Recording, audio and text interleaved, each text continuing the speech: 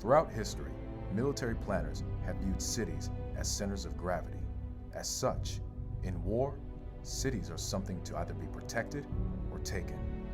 We have learned this from various wars and battles, specifically during the Battle of Berlin. The outcome of the Battle of Berlin was decided during the initial phases that took place outside the city.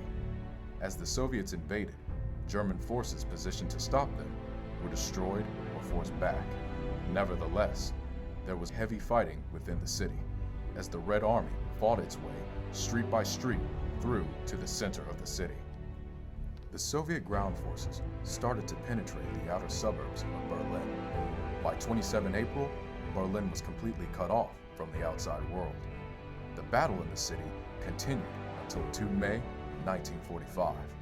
On that date, the commander of the Berlin defense area, General Helmuth Weidling, surrendered to the commander of the Soviet 8th Guards Army, Lieutenant General Vasily Choykov. The United States Marine Corps realized that there needed to be more training regarding fighting in urban terrain, and thus, Military Operations on Urbanized Terrain, or MOUT, was born. The purpose of MOUT training was to ensure that Marines can navigate through streets, sewers, subway systems, and buildings as efficiently as possible.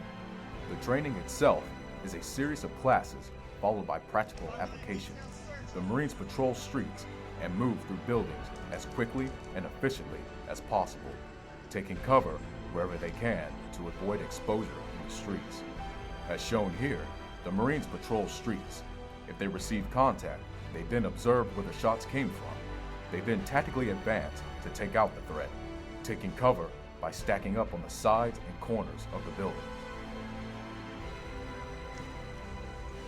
Headquarters and Support Battalion conducted MOUT training, which simulated urban combat situations.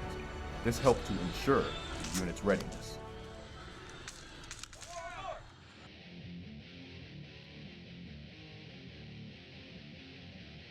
Some of y'all been freaking cracking the books. Up until then, Marines have been doing all their fighting where? In the jungles, beachheads, in woodland environments, right? And it's when the Viet Cong, the Vietnamese moved into Way City, and they sent in the Marines to clear out that city, that somebody finally started thinking, we need to think outside the box here. We need to start getting some type of SOP, some type of training to deal with military operations in urban terrain. Because up until then, we weren't doing that. We weren't kicking down doors. We weren't patrolling down streets. We weren't freaking going from building to building until then.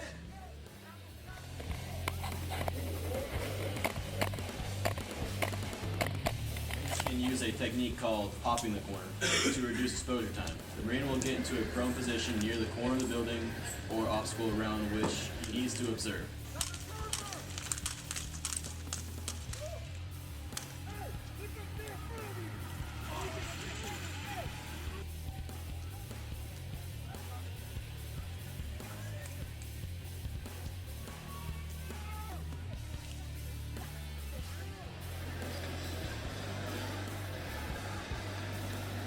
You're allowing yourself to get bogged down.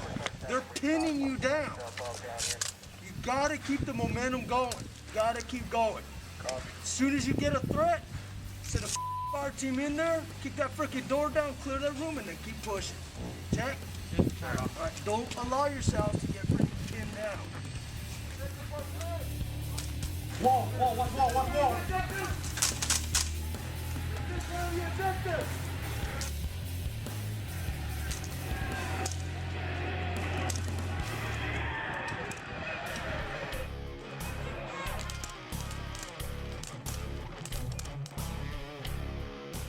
Marines got a lot of training here that they wouldn't usually have access to at the HQ and Support Battalion, but this training will offer them opportunities that will be invaluable to them if they ever deploy. So yes, I think it's an absolute success.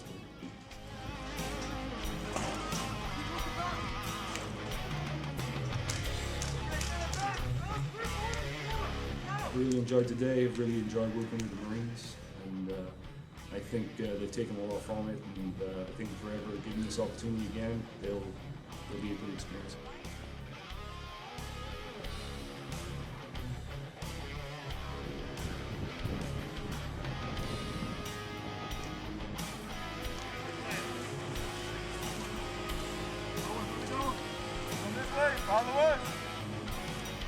Yeah, saying that Marine is a rifleman, so any Marine could be expected to be put in this situation.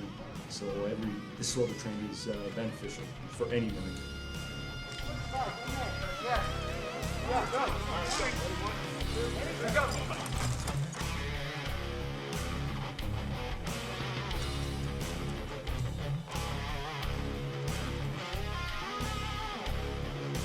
In terms of effort, I think everyone gave everything they had today. But obviously, you know, it's a learning experience. We're here to train the Marines, we're not here to test.